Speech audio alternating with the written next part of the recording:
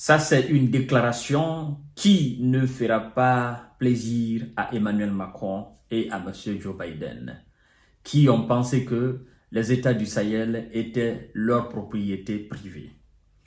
Depuis la création de cette confédération officiellement à travers ce premier sommet de l'AES à Niamey, organisé par son Excellence le Président général Abdourahmane Tiani, après donc ce sommet, la Russie a tenu à remercier et à saluer d'une façon très humaine, n'est-ce pas, la création de cette confédération.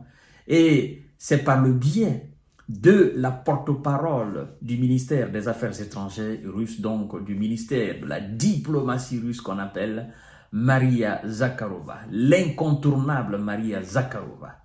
Et vous savez, ce qui sort de la bouche de cette dame, c'est comme si c'est Vladimir Poutine qui parlait. Parce que vous devez savoir que ça soit le ministère des Affaires étrangères ou le ministère de la Défense et de la Sécurité russe, tous les ministères font des déclarations conformément aux aspirations du président de la Fédération de Russie. Donc, quand on voit une responsable ou un responsable de haut niveau qui est écouté par le monde entier, on se dit que ça c'est le langage de Vladimir Poutine. Et elle ne peut pas faire une déclaration comme ça, prendre une décision tout seul.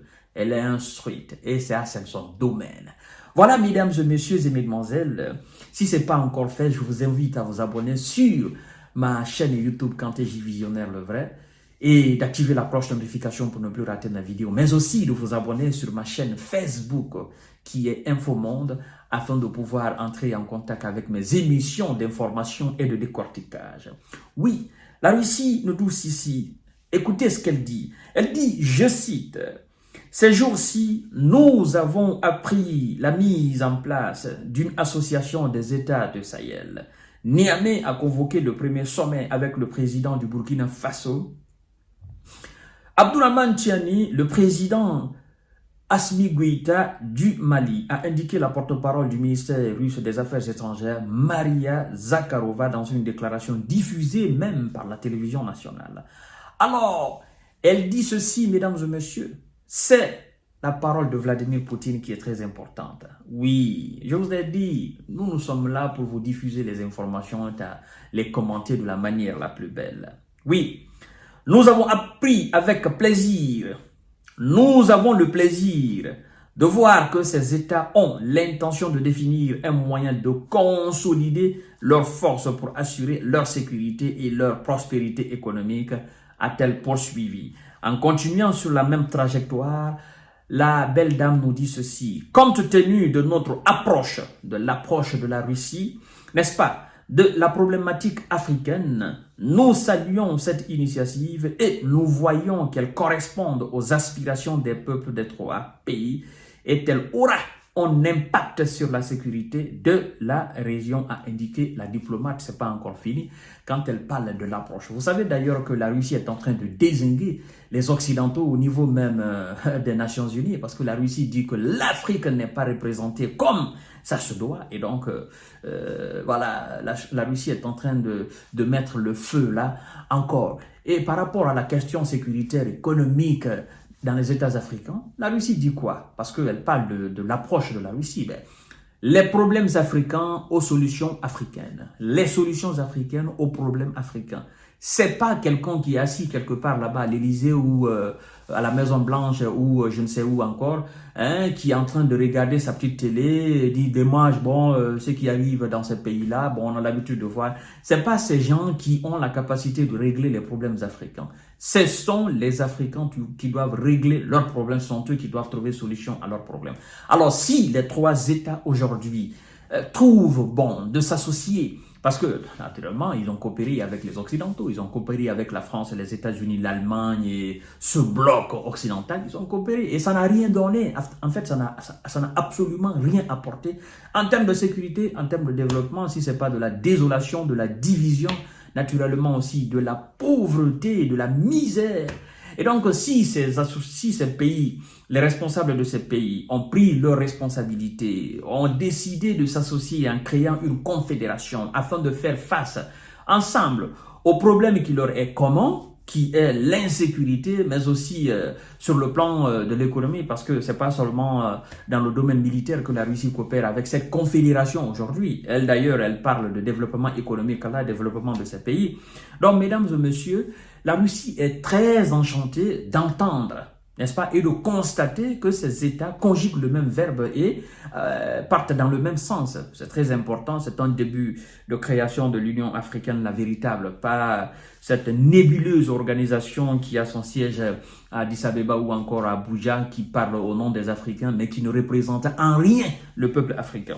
Alors, la porte-parole de la diplomatie russe, Maria Zakharova, continue en disant « La Russie confirme son intention d'apporter son appui autant que possible à cette alliance des États du Sahel, notamment en matière de sécurité, de la formation du personnel militaire et des organes de police et en développant une coopération économique. » Une coopération économique. Parce que longtemps, on nous a dit, oh non, la Russie ne peut pas vous aider, parce que la Russie n'a pas les moyens, la Russie c'est juste une puissance militaire, on va vous vendre des kalachnikovs, des missiles, mais la Russie n'a pas les capacités économiques pour aider les pays africains. Or, c'était un gros mensonge, parce que eux-mêmes, en termes économiques, quelque part, ils dépendent largement de la Russie. Mais naturellement, ils dépendent largement de la Russie. Donc, si eux-mêmes, ils dépendent de la Russie sur un certain nombre de points, qui fait rentrer de l'argent aussi dans leurs différents pays, mais aussi en Russie, ben, pourquoi nous, on nous empêche de coopérer avec cette même puissance russe, tant bien sur le plan militaire que sur le plan économique ou sur le plan scientifique? Mais, vous savez, ces gens ont pensé qu'ils continueront toujours à avoir la même mise sur le monde, sauf que aujourd'hui, il se trouve que les donnes ont changé et ils ont du mal à admettre, n'est-ce pas, cette nouvelle phase du monde. Ils ont du mal à composer avec, parce qu'ils n'étaient pas préparés à ce changement brutal et à ce réveil brutal de l'Afrique, mais aussi du Sud global, ce qui les inquiète actuellement. Parce que, bon, écoutez, de toutes les façons, leur discours ne passe plus dans les oreilles du Sud global, parce que longtemps, nous avons essayé, mais ça n'a pas marché. Et donc, quand nous décidons de prendre les choses en main, pourquoi ils sont mécontents? Pourquoi ils pensent que nous sommes contre les Occidentaux? On n'est contre personne. Nous, on défend juste nos intérêts. Comme depuis des temps, ils ont aussi défendu leurs intérêts, et jusqu'à présent, ils continuent de défendre leurs intérêts. Nous, on défend tout simplement notre intérêt. Et donc, quand on compose avec la Russie, c'est pas un problème. Et quand la Russie dit qu'elle est très contente de la création de cette confédération, je crois que ils doivent pas se fâcher pour cela. Ils doivent pas se dire, oh, on nous a rejetés pour prendre la Russie, on a remplacé, machin. Ça, c'est pas notre problème. Nous, ce qui nous intéresse, c'est notre développement, c'est notre sécurité, c'est notre avenir. Ce qui se passe de leur côté, ça, c'est leur problème, ça. Alors, mesdames et messieurs, mais vous savez, comme la situation russo-occidentale en Ukraine se pose aussi, donc voilà, la Russie est devenue leur ennemi juré, et c'est une erreur monumentale. Alors, mesdames et messieurs, vous devez savoir que le 6 juillet courant, les présidents du Burkina Faso, du Mali et du Niger étaient, n'est-ce pas, réunis à Niamey dans le cadre du premier sommet de l'Alliance des États de l'AES, n'est-ce pas? Alors, à l'issue de ce sommet, les trois chefs d'État ont décidé de créer la Confédération des États du Sahel, chargée de coordonner les actions des trois pays dans les domaines de la sécurité, de la représentation aussi internationale et du développement économique. Voilà, c'est pas seulement militaire, c'est tous les plans. Nous serons très enchantés aussi d'avoir dans nos mains les billets de l'AES, la monnaie de l'AES. Ça va être un coût énormément important pour l'AES. Mais on se dit qu'on n'est pas encore pressé parce que tout est en train de se mettre sur place afin de se débarrasser de cette monnaie coloniale qui est le franc CFA. Alors, mesdames et messieurs et mesdemoiselles, à tout à l'heure pour notre série d'informations de décortiquage. Quand la Russie fait des déclarations comme ça, la France a mal au cœur. Elle se dit, mais qu'est-ce que j'ai fait? Qu'est-ce que j'ai fait pour perdre ces trois pays-là? Qu'est-ce que j'ai fait? Ben, tout simplement, c'est la nature de la politique étrangère qui a fait défaut. Et ça, c'est fini. On ne fait plus confiance. On part en avant. Voilà. À tout à l'heure.